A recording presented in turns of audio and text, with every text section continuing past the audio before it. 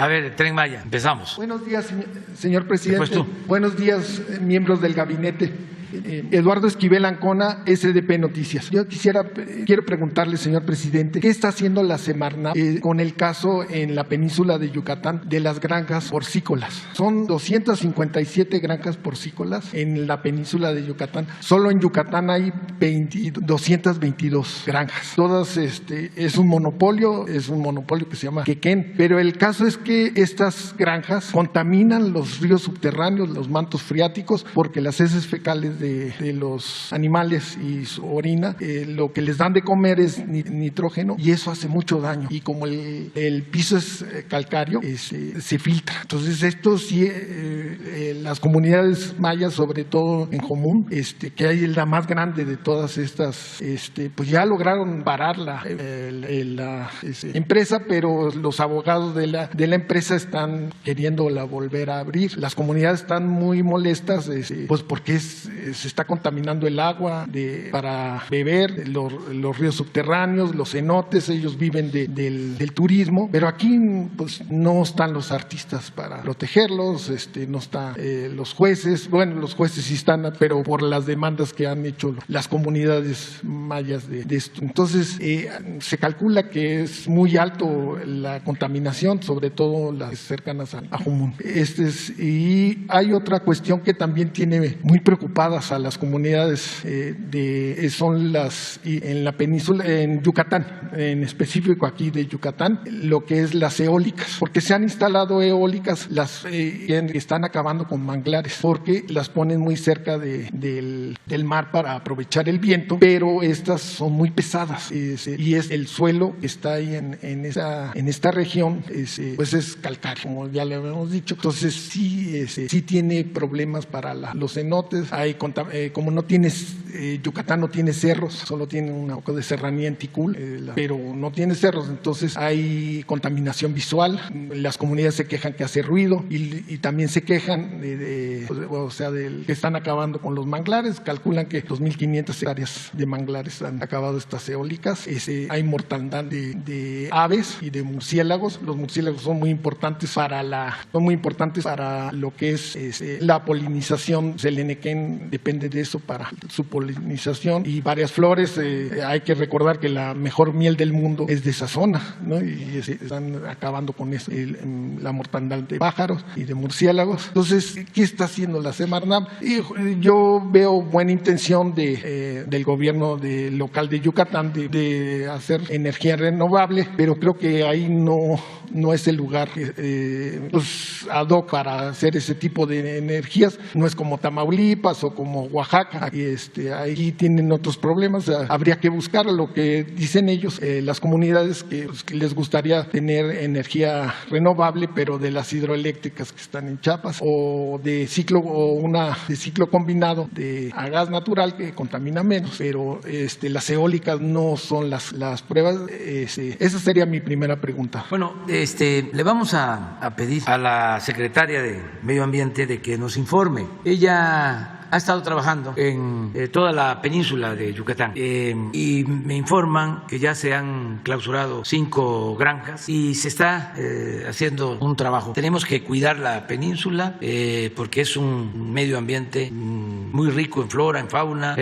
los ríos subterráneos, los cenotes, y es pues la región en donde se asentaron las antiguas culturas, en especial la cultura maya. Hay muchas riquezas naturales y bellezas turísticas, tanto en la parte del Golfo como ya en lo que tiene que ver con el Caribe, aunque ya no corresponda del todo a Yucatán, pero sí Río Lagarto y toda esa región de Yucatán, los antiguos puertos, el actual puerto de Progreso, Cizal, todo eso que es muy bello. Y lo que hablas de cenotes, de los ríos, y buscar el equilibrio, porque se desarrolló mucho lo de las granjas de cerdo, la porcicultura en Yucatán. Es una historia que tiene que ver con una tradición alimenticia de toda esa región, que incluye Cuba, que incluye la península de Yucatán, Tabasco, Campeche, desde luego. Y no había mucha demanda de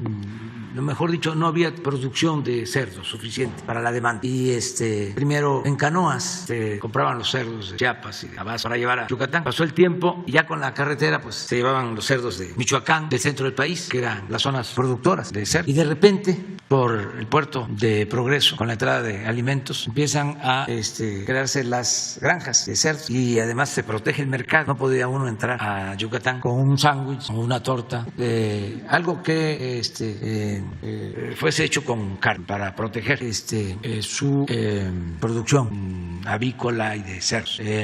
Todo un plan de sanidad animal. Pero lo cierto era de que mientras los neoliberales abrían las fronteras de manera indiscriminada, sin límites estratégicos de ningún tipo en Yucatán, se protegían las fronteras, se cerró y creció la industria por sí, al grado que de comprar los cerdos del centro y otros estados del sureste, ahora son los que venden y exportan. Eso, y exportan. Pero ya se está rompiendo el equilibrio y sin todo hay que buscar el desarrollo sustentable, no afectar el medio ambiente. Entonces esa es la labor que tiene que hacer la Secretaría del Medio Ambiente. Sí son empleos, pues es producir alimentos, pero hay que procurar no dañar el medio ambiente. En todo hay que actuar de esa forma. Los ambientalistas que están en contra del Tren Maya, pues son falsarios, no son auténticos. Hasta me dio gusto que reconozcan que utilizaron un video que no tiene que ver con el Tren Maya. Es importante pues que ellos acepten que mintieron. Y aquí vendría la pregunta: si ese cenote apuntalado con concreto, a ver, no es el Tren Maya, ¿quién fue el que lo hizo? Yo más o menos tengo una idea, pero se las voy a dejar a ustedes de tarea porque ustedes son mirones profesionales y van a hacer la investigación. Entonces tenemos que cuidar el medio ambiente. Y en el caso de Calica, pues también ya estamos buscando un acuerdo con ellos. Son tres opciones: la clausura, porque ya no se permite que extraigan material, eso ya no se puede permitir. Que tienen muchas influencias en el Departamento de Estado, porque es una empresa que se llama Vulcan, es de las empresas constructoras más importantes de Estados Unidos, pero yo creo que hasta los mismos accionistas de Vulcan van a entender que esto no es posible. No puede haber un doble discurso de decir que nos preocupa el cambio climático y que estemos haciendo esta destrucción. Entonces, si se van a tribunales, porque además hay denuncias, pues vamos a tribunales y vamos a hacer la denuncia formal en organismos internacionales. A ver qué va a hacer los de la ONU, a ver qué va a hacer Greenpeace, que nos ayuden en esto.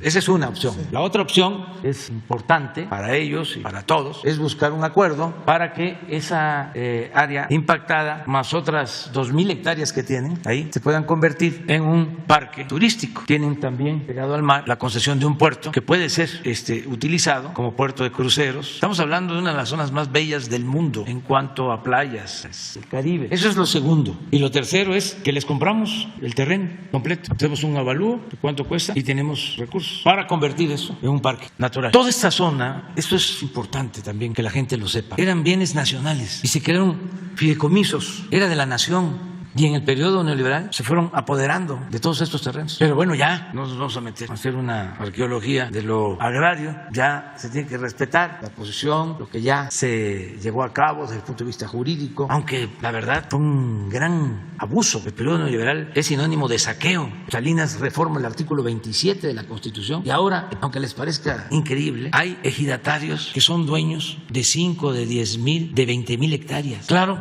no campesinos, sino los que compraron grandes extensiones de terreno, porque Salinas puso al mercado las tierras ejidales con la reforma al 27. Entonces, bueno, ya no podríamos nosotros hacer una nueva reforma agraria, no estamos planteando eso, pero que se detenga el saqueo, porque parece que no tienen llenadera. Quieren seguir destruyendo al país, actuando de manera egoísta. En el caso de la industria eléctrica, yo aprovecho tu comentario porque es también muy interesante que la gente sepa que con la declaratoria de constitucionalidad de la ley eléctrica se fortalece la Comisión Federal de Electricidad. Ya logramos nuestro propósito, aún con el rechazo de la reforma constitucional, como se declaró constitucional la ley eléctrica que presentamos inicialmente. Ya con esa ley que se elevó a rango constitucional, con los artículos de esa ley, que los vamos a dar a conocer aquí, ya la Comisión Federal de Electricidad puede poner a producir todas sus plantas, que no podía hacerlo, y puede ya despachar energía, pasar del 38% al 55%. Eso es lo que se logró en una primera etapa legal, porque de las cerca de 200 plantas que generan energía eléctrica de la Comisión Federal de Electricidad, no se podían utilizar alrededor del 70%. No podían utilizarse. Y ahora se van a poder utilizar todas las plantas, todas las hidroeléctricas. En el caso de Nayarit, las 3 grandes hidroeléctricas que estaban subutilizadas. Imagínense cuánto costaron. Además, qué perversidad hacer 3 grandes obras al mismo tiempo que se tiene en programa privatizar la industria eléctrica. Entonces, ¿para qué hicieron las hidroeléctricas? Pues las hicieron para robarse el dinero en la construcción de las obras, aunque parezca increíble. Entonces, esas hidroeléctricas que tienen 10 años de estar subutilizadas, ahora van a producir. Y así las 60 hidroeléctricas de todo el país de la Comisión Federal de Electricidad. Y esto aumenta la generación de la Comisión Federal de Electricidad, decía, en más del 50%, con la resolución de la Corte. Pero también en esa resolución de la Corte, y ahí sí no fue de 11 ministros 4, sino de 11 en un caso y de 11 10 en otro a favor, hubieron 2 transitorios. Uno que declara ilegal el autoabasto.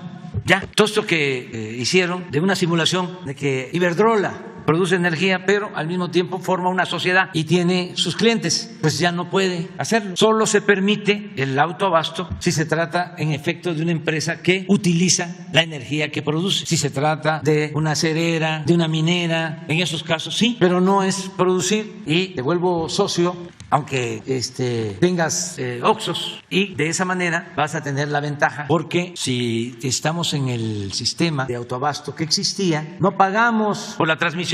Habían abusos de que una planta termoeléctrica en Tampico exportaba energía eléctrica a Guatemala y no pagaba nada o no paga nada por la transmisión, porque con dinero del pueblo, del presupuesto, se subsidiaba todo lo que significa el traslado de la energía de un lugar a otro. Entonces todo eso ya se termina. ¿Pero a qué quiero llegar? A que aun cuando ya es ilegal, y hago un llamado a estas empresas para que nos sentemos a ver cómo vamos a resolver el problema, porque yo tengo que aplicar la ley, porque si no me convierto en cómplice. Ya hay un marco legal, entonces no es de que yo presente las denuncias penales correspondientes a estas empresas, que son no muchas, las más importantes deben de ser 10, 20, claro que dan el servicio a 70,000, pero son 20, la mayoría extranjeras. Entonces ojalá y ya empiecen a revisar con sus abogados lo que resolvió la Suprema Corte, para que se entienda de que ya es ilegal, es un fraude ese mecanismo de autoabasto que crearon, es como una especie de mercado clandestino, informal, ilegal. Entonces tenemos que hablar.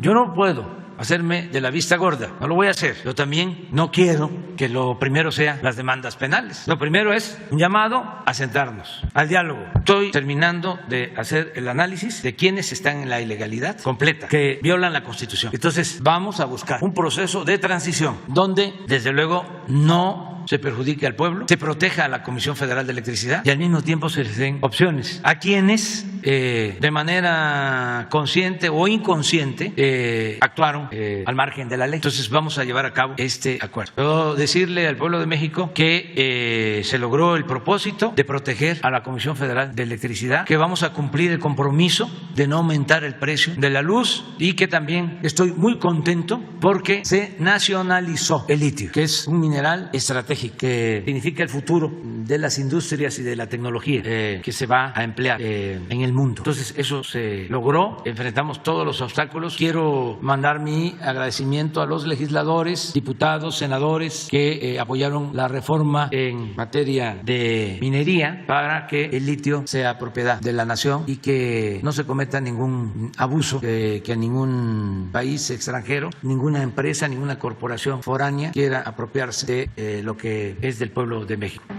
Yo pienso que vamos a empezar ya dentro de una semana, 15 días, vamos a empezar a hablar sobre este asunto, pero ya estoy llamando al diálogo y les estoy pidiendo a los accionistas de las empresas, responsables de las empresas, gerentes, que empiecen ya a llevar a cabo consultas con sus abogados, nada más que sean abogados serios, que no les estén mintiendo, porque ya es cosa juzgada. Lo que se hizo en la Corte fue un análisis artículo por artículo, y entonces cuando un artículo se aprueba por unanimidad, ya ya no hay amparo que valga. Pueden hacer estrategias tácticas, dilatorias, pero ya es algo resuelto. En definitiva, nosotros vamos aquí a presentar en qué consisten estos artículos para que todos sepan cómo quedó el marco legal. Fue un triunfo pensando en el interés público, pensando en el interés general, en el interés del pueblo, en el interés de la nación. Se triunfó. Y lo del litio ya fue un complemento, algo que nos va a dar también mucha tranquilidad, porque no saben las presiones del litio, por el litio. Y aquí lo resolvimos sin problema. Hasta nos ayudaron los...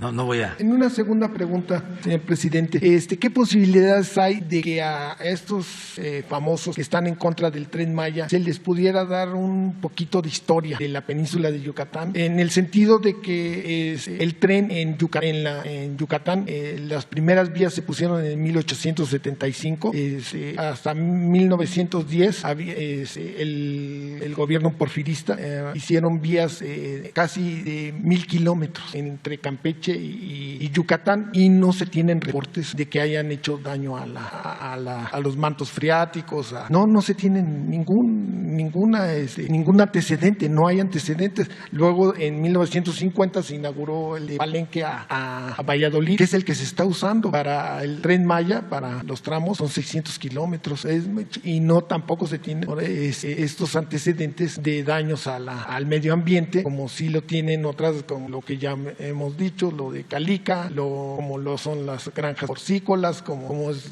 las eólicas, que por cierto, algo que se quejan también de las eólicas los habitantes que están cercanos, que su recibo de luz les dijeron que iba a bajar y nunca bajó, al contrario, lo subieron. En cambio, las grandes empresas sí tienen su recibo de eléctrico es bajísimo, y ellos pues, se llenan la boca de decir que están en una sociedad de autoabasto y que están a favor del medio ambiente, inclusive granjas porcícolas que están en esa sociedad. Sí. Y otra cosa también, ellos dicen que en Quintana Roo nunca hubo tren, y sí hubo un tren de Vigil Chico a Chan Santa Cruz, que hoy es en la época de Porfirio Díaz.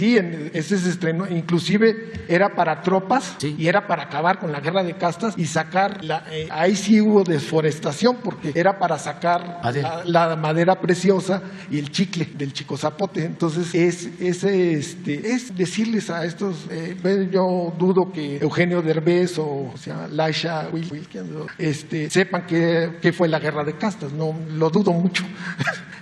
Pero fue ese tren está ahí en Carrillo Puerto, yo lo vi, lo tienen como memoria, pero fue una historia trágica. El general Salvador Alvarados en 1915 se los devolvió y lo usaron, pero luego los tatich, así les dicen los jefes, dijeron no, pues esto es una historia de dolor, mejor la quitamos y vendemos como chatarra las vías y todo. Pero entonces toda esa historia, otra de las cosas que tienen que saber es el Calakmul, el municipio donde está la biosfera y está por decreto, es una zona protegida, tiene unas bellezas en Campeche y guarda tesoros mayas de la cultura maya, pero hicimos una investigación y es de los municipios con más pobreza que hay, y entonces la gente porque no pueden tocarla, ¿no? Y está bien, o sea, pueden hacer miel o cosas que no están contra la naturaleza, pero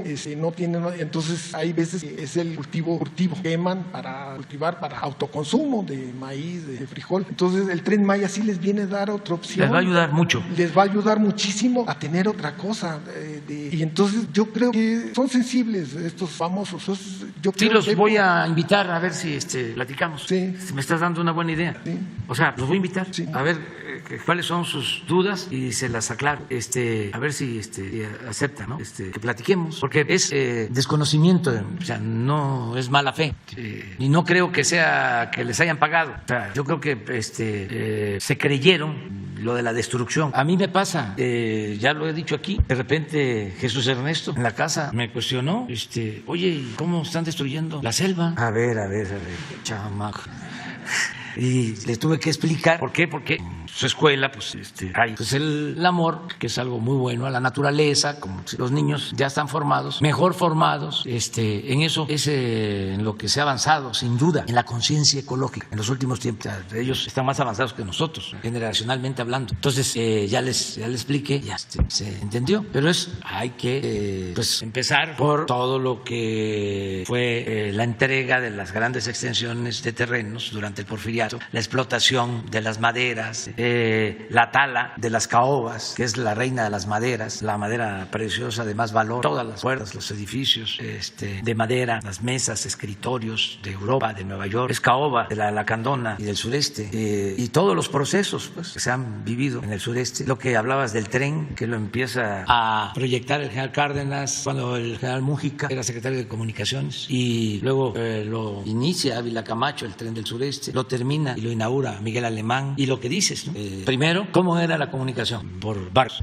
En ese tiempo, vivir cerca del mar era vivir cerca del mundo. Por eso es muy relativo cuando se habla de la cultura, que está en determinados sitios. Pues por dónde llegaba antes la cultura o el conocimiento de otros pueblos, pues por el mar, por los puertos, luego el ferrocarril, y luego del ferrocarril las carreteras. Y lo que hicieron los tecnócratas corruptos fue acabar con los ferrocarriles de pasajeros. Lo que estamos haciendo ahora es recuperando el ferrocarril de pasajeros. Yo tengo como meta que en 2 años, 5 meses tengamos 2.600 kilómetros de vías férreas para trenes de pasajeros. Eso va a ser importantísimo. Es la recuperación de los trenes de pasajeros. No debieron desaparecer los trenes de pasajeros. Bueno, pues todo eso hay que contarlo, hay que platicarlo, que ellos sepan. Ya le pedí a Diego Prieto, director de Antropología, que explique lo que significa el rescate arqueológico que se está llevando a cabo con la construcción del Tren Maya. Que venga aquí, que explique.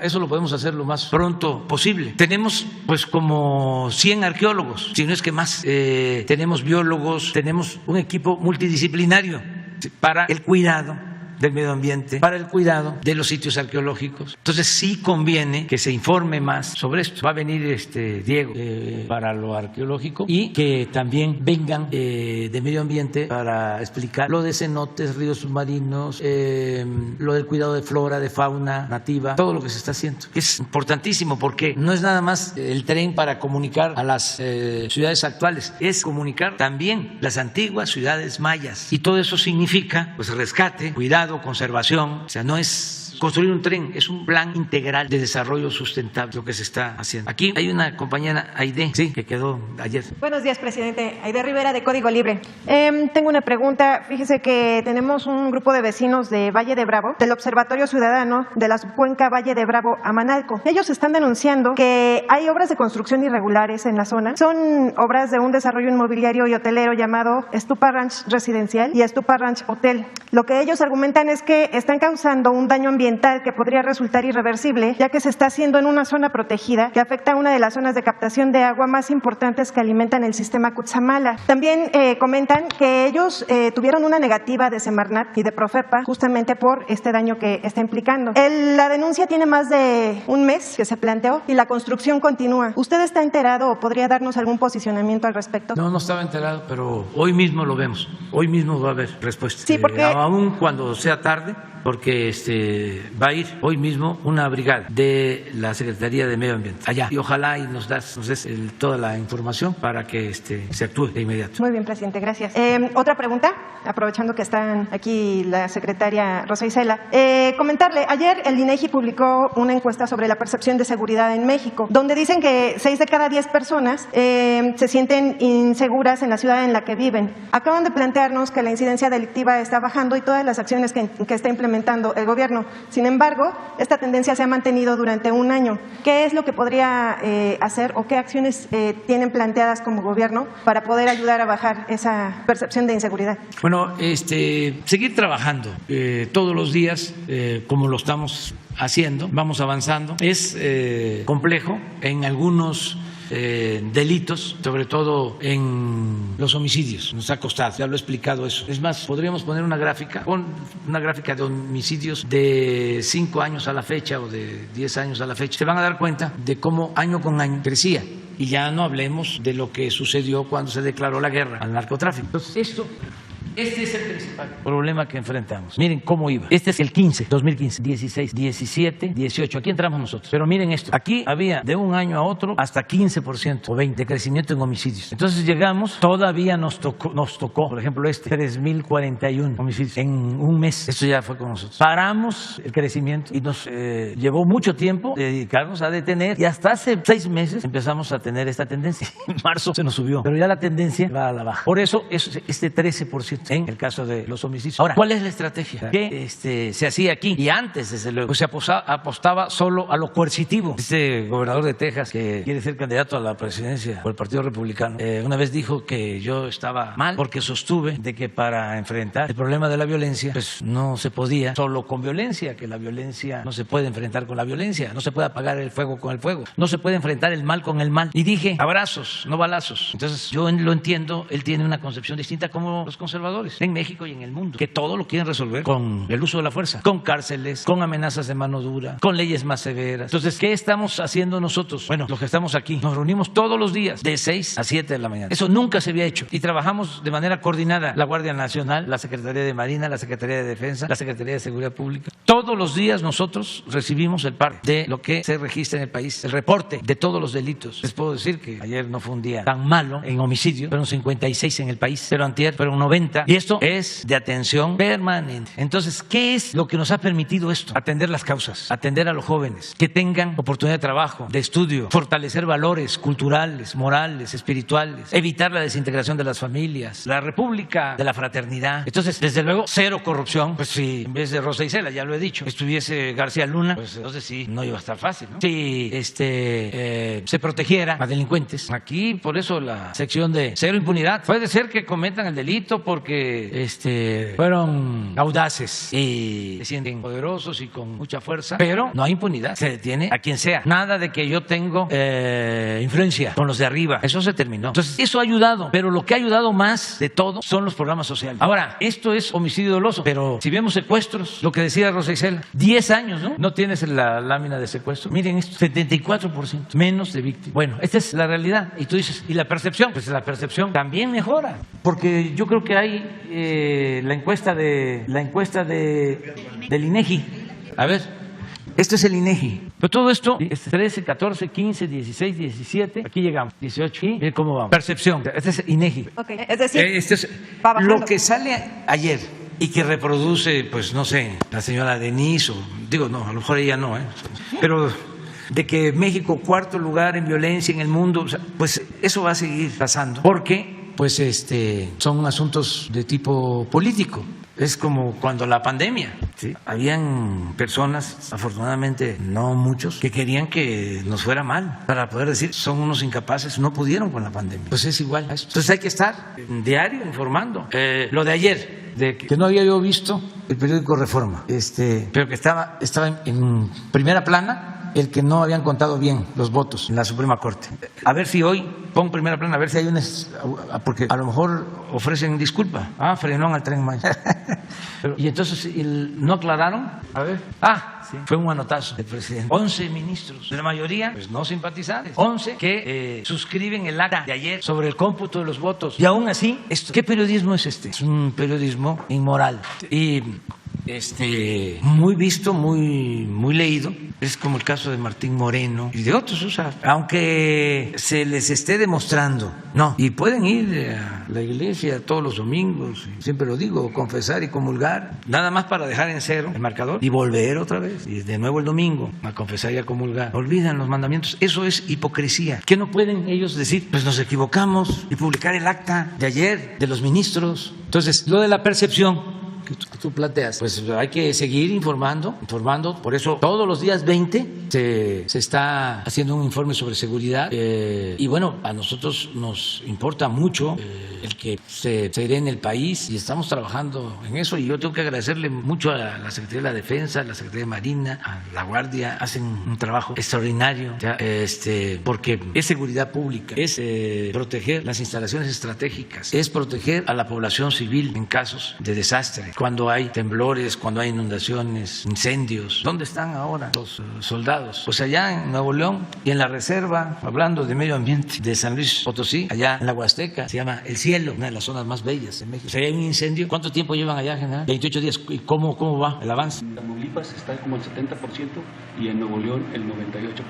De avance. Entonces, lo de la Guardia, en su mejor momento, la Policía Federal llegó a tener 40,000 elementos. Ahora hay 113,000 formados. ¿Cuántos cuarteles construyó la Policía Federal? Yo creo que ninguno. Ahora tenemos 200 terminados. 233 cuarteles. Y me gustaría, bueno, invito a toda la gente que visite los cuarteles, que los visite, porque cuestan o se invirtieron 25, 28 millones de pesos en cada cuartel para 120 elementos, mujeres y hombres. 25, 28 millones de pesos en 3 meses, construidos por los ingenieros militares. Cuando vean un Banco del Bienestar, ya debemos de tener como unos 1,300 sucursales terminadas. ¿Saben cuánto? 5 millones de pesos por sucursal. Nos alcanza el dinero por eso, porque no hay corrupción. Imagínense cuánto hubiesen cobrado por los cuarteles, no por las sucursales de los bancos. Bueno, el aeropuerto, la refinería, dijimos 8 millones de dólares, 8,000 millones de dólares. Va a salir un poco más, cerca de 9,000 millones de dólares. Pero cuando se hizo la licitación, la empresa más importante nos ofrecía 12,000 millones de dólares para hacerlos la refinería y la terminaba hasta el 2026. Dijimos, no, lo vamos a hacer nosotros. Lo mismo con el aeropuerto, lo mismo el Tren Maya. Estamos aplicadísimos porque ya tenemos que terminar en diciembre del año próximo, que ya nos queda muy poco tiempo. Entonces, vamos a seguir informando a la gente y que se reconozca la labor que están haciendo los marinos, los soldados, los integrantes de la Guardia Nacional, ayudando, cuidando, en todo. Ya para terminar, ¿ya terminamos? Mi última pregunta, Sí. presidente. Hay una solicitud de investigación en contra del gobernador Cuauhtémoc Blanco por presunto enriquecimiento ilícito. También se está pidiendo su desafuero para poderlo juzgar por esto. ¿Él sigue siendo una persona de toda su confianza? Sí, y lo que hay detrás, pues es, para decirlo amablemente, sutilmente, es politiquería. Es que Morelos, había una asociación delictuosa. En Morelos se alimentaban y se nutrían mutuamente el poder político y la delincuencia. Entonces, la traen en contra de Cuauhtémoc Blanco y no dejan de atacar, pero yo lo apoyo. Yo lo... ¿Mande? Pues tiene ahí gente que le heredaron, allá hicieron las leyes antes de que saliera el gobierno anterior, de tal forma que lo dejaron atado en el Congreso, la Fiscalía. Una de las cosas que hicieron en el periodo neoliberal era que daban cargos por 10, 15 años y no se puede mover a un fiscal estatal. No solo eso, como burla, también 10, 15 años para los fiscales anticorrupción puesto por los gobernadores. Hay fiscales, ya lo he dicho aquí, que llevan 10 años o más, y si vemos los resultados, pues ya no deberían de estar. Si se tratara, sí, de cualquier trabajador, ya los hubiesen despedido. O sea, no es nada subjetivo, son resultados. A ver, ¿qué has hecho en el tiempo que llevas? Y si en 10, 12 años no has avanzado, pues tú eres parte del problema. Entonces, eso sucede en Morelos. O sea, lo dejaron a Cuauhtémoc rodeado, atado, impedido de hacer cosas, y lo hemos estado ayudando. Y yo voy a seguir visitando Morelos y estamos apoyando a ese pueblo que es extraordinario, ejemplar, el pueblo de Morelos. Desde el sitio de Cuautla, desde que se coreaba aquello que dice palabras más, palabras menos, porque ahí estaba precisamente José María Morelos, atrincherado, defendiendo el movimiento independentista. Y se decía, por un cabo doy un real, por un soldado un tostón, por mi general Morelos doy todo mi corazón. Bueno, ya, vámonos, tardísimo ya.